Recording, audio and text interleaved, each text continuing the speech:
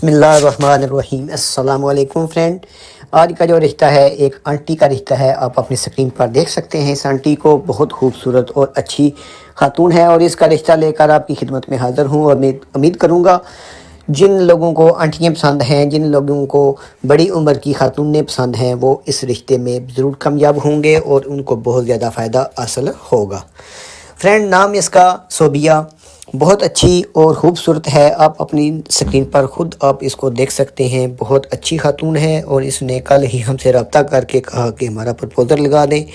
मेरे भाई, अगर आप दिलचस्पी रखते हैं इनमें से तो आप ज़रूर इनके साथ जो है वो रब्ता करें और तफसीलात जो है वो अपनी फराहम करें। इंशाल्लाह आपको ज़रूर फ़ायदा हासिल होगा। बहुत अच्छी खातून है, पढ़े लिखे ख़ानदान से इनका तलक है। गरीब ज़रूर हैं लेकिन अच्छे ख़ानदान से इनका तलक है। बहुत ही मुखलस और नेक दिल वाले खातून हैं। इनके वालिदैन अभी ज़िंदा हैं। मुसलमान सुन्नी मसलक से इनका तलक है।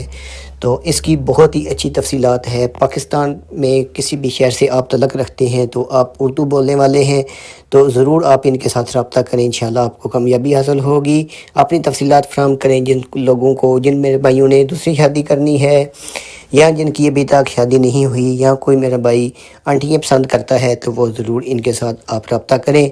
इंशाल्लाह आपको ज़रूर कामयाबी हासिल होगी। आप अपनी स्क्रीन पर इस आंटी को गौर से देख लें और इसकी तस्वीर और सब कुछ मैंने आपकी स्क्रीन पर शेयर कर दिया है।